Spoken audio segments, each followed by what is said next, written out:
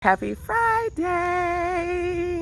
This is Kenya, your favorite health psychology chick.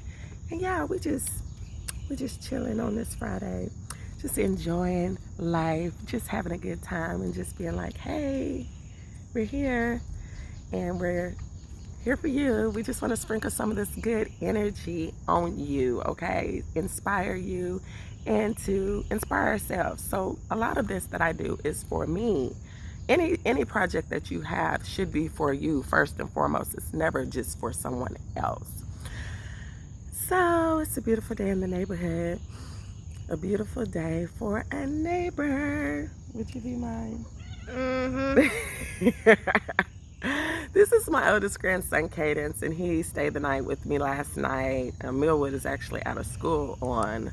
Well, look at those beautiful birds. Wow. Oh my gosh, it's just so gorgeous out here.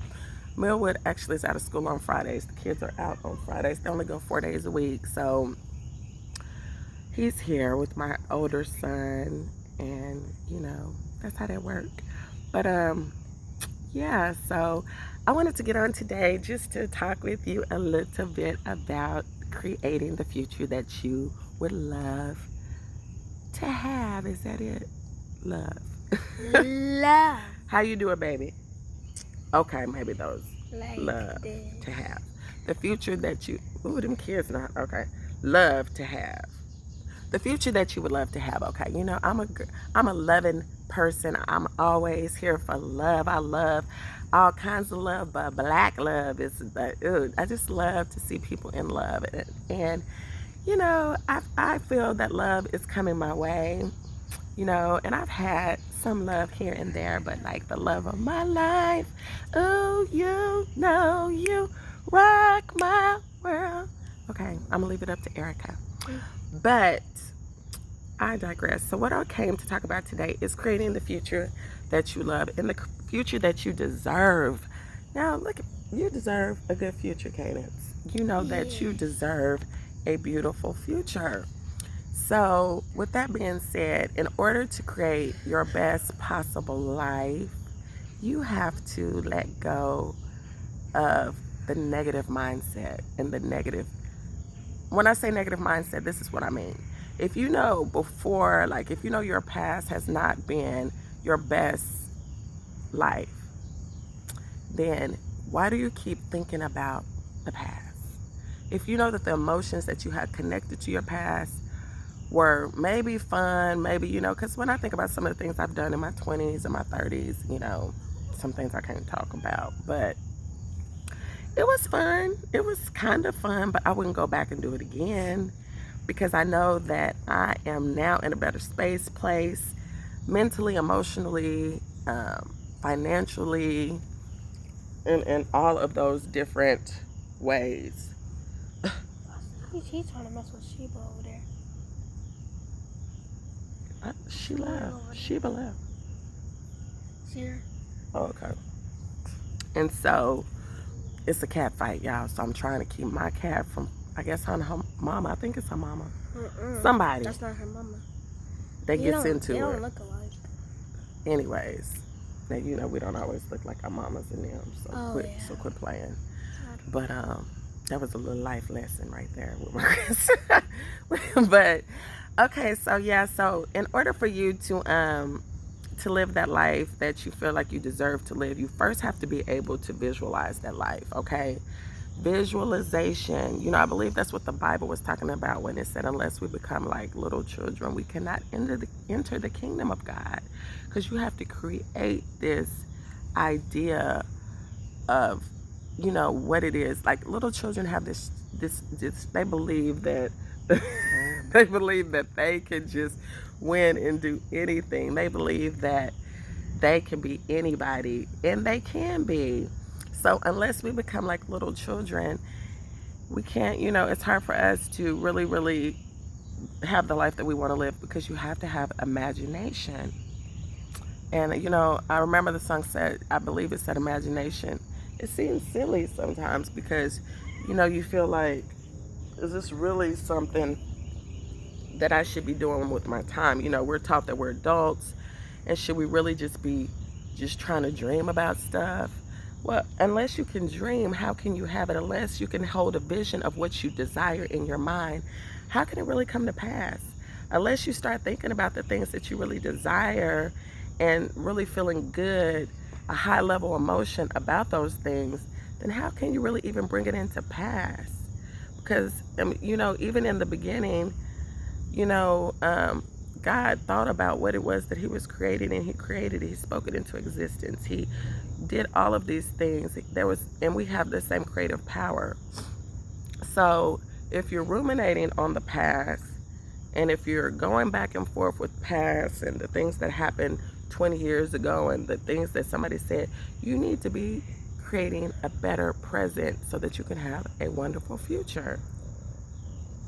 That's what you need to be doing, because as long as you have the same thoughts about the past, something that you can't gain back, then how are you really going to create the future that you desire? Okay, so the past, thinking about the past too much will cause you to be resentful. It'll cause you to be upset that you can't go back there. Maybe you did have a great past. Maybe your 20s were phenomenal. You did so many beautiful things, and maybe you're just not in that space again. Then maybe you would want to start thinking about your past. But if it's just about being, looking younger and being, having fun and being at the club and what somebody said and, oh, we used to kick it. I mean, that's okay. But y'all, it's so much more to life than that. What is your legacy? What is it that you want to create? And what is it that you can control right now in your present? Because you can't control the past. It's gone. It's but a memory. It's but a dream. And you're not in your future yet. So causing you to just think about the future all the time and not be in the past could cause you to be anxious about what the future holds, because you're not using your mind to create the future that you desire. So the main thing again about it is visualization. If you're into meditation, if you're into visualization, then you want to make sure that you're doing that. And if you're not, you might need to find an outlet. It doesn't have to be visualization. Well, it needs to be visualization in it, but it doesn't have to be meditation, because I know some people think meditation is spooky and it's mystical and it's different. But really, it's just you getting to know yourself and you going deep within, and maybe even connecting with your inner child. That a lot of us have suffered childhood trauma, different things that didn't work out our way as as children. You can go back and start connecting with that inner child, because you can see yourself as this child, and you can just tell, hey, I may not have been there. And I've been doing this work. Last night, actually, I had a session, because I feel like sometimes I am, I get mad about things that I feel like shouldn't make me that mad. So I'm like, there's some anger within that I haven't dealt with, something that I just haven't dealt with. And so I want to make sure that I'm dealing with that so that I can show other people how to deal with it. So what I did is I went in and, went within, and I see myself as this little school picture that I had of myself, probably when I think I was in the kindergarten. And I remember the white and pink dress. It was white at the top and then it was pink at the bottom. And I remember I would always hold my little head to the side like this when I took pictures. I don't know if my hair was so big and it was heavy. I don't know if I just was like, this is how I like to do. But I seen myself being that, as that person. I'd seen that in my mind. Not me being that person, but I seen her. And it's like, I'm me. And I'm visualizing my little Kenya. And I just stuck out my hands to her, and she came, and I embraced her, and I said, Kenya, I love you, and I'm sorry that I didn't know how to be strong for you. I didn't know how to, I was looking for validation outside of myself, and I was looking for people to say, you're beautiful, you're this, you're that, but I never dug deep enough to say, I was wanting everybody to make me feel good, and I didn't know how to love myself, even though I was a little kid. And, you should just feel love. At some points, I just didn't know that I could overcome it. And so I had to go back and reconcile the difference between the old Kenya, the inner child in Kenya, and who I am now, and just start working on that, because there's so many different things that you learn between the ages of 1 and 7. And if you can't, especially, when our parents are only human, and they only can do for us what they've learned. And sometimes, there may be dysfunction in the family. Sometimes, hurt people. And so, we can hold our parents accountable as far as for them just being human, but we can't hold it against them that they didn't have the tools that they needed to give us the tools that we needed.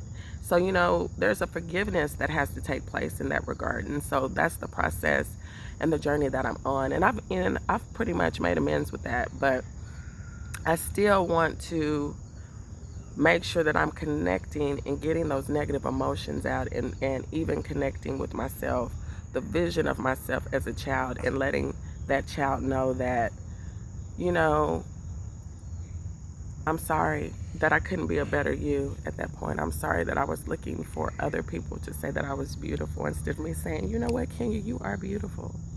I'm sorry that I was looking for other people to say, you're a good person, instead of saying, Kenya, you are a good person. Even if, I felt like I was not making the best decisions, and, it was what it was. But how many of you know that even a picture has to be developed in darkness before it comes to the light? Everything comes to the light. And so now that I'm coming to that light, and I'm igniting the light inside so that I can see the brightest side, I'm just understanding that in order to create the future that I desire, I have to let go of the negative things that have haunted me in the past. I have to let go of these negative mindsets, these negative things that I've connected with me, like people are always doing me like this, or people are always, you have to elevate your energy in order to get past those things. And once you can get past those things, the more and more you do it, it's going to be hard when you try it first, because you're so used to having a negative mindset. I was so used to having a negative mindset about life that when I first started meditating, it was like hard. It was just like I was still just negative about stuff. But the more and more I was able to practice having positive thoughts, then the more I felt that I could hold these positive thoughts. Because the thoughts that you have, whether negative, negative thoughts are gonna release negative chemicals in your body, cortisol. It's like fight or flight type things. And when you're releasing cortisol, which is like a stress hormone, and it's okay for a period of time, but the more and more you're releasing it, it's not good for your body. It's like you can't really open up your heart if you're in survival. You know what I'm saying? If you're in survival, this is probably the cortisol that was released back in the day when the T-Rex was chasing the Neanderthal. It's like fight or flight, I gotta get out of here. But sometimes, we are in this mindset where we don't even realize that we're in fight or flight. We're in survival mode. We're just barely getting by. We just feel like we barely have enough. We just feel like we barely have money. We barely have friends. We barely have love. And we're looking at everything that we don't have instead of putting our energy toward the things that we do have. Because the more you are grateful and appreciate what you do have, then you attract more things to be grateful for. The more you put your energy into things that you don't have and things you wish, I don't have this and that, then the more things that you have the more things will come to you to show you that you don't have what, the more you won't, how do I say it? You just won't be good, okay? So you have to make sure you're putting your energy into what you want and not into what you don't want. That's a good way to say it. Because if you're putting your energy into what you don't want, that's what's going to increase. But if you're putting your energy into what you do want, not feeling the absence of what you don't have, but just, feeling like you already have what you do want, then it's got to show up for you. And it gets complicated, y'all. I'm a gem, so I try to make stuff as easy, as possible. but I think a lot, and I'm learning how to stop thinking and be into my heart, being more in my heart, because out of the abundance of the heart, the mouth speaks. So, with that being said, I'm not going to hold you very long. This was longer than I want. I try to be extemporaneous. Sometimes I feel like I should take notes so that I can stay on track. But I do believe the more and more that I trust that I'm saying the right things, that God is going to make it, what I'm saying, more concise, better understood. And, it's a journey. And so I'm on this beautiful thing, okay? And so, with that being said, I'm sending light, love, and laughter and life force from Kenya. Bye for now. Bye bye.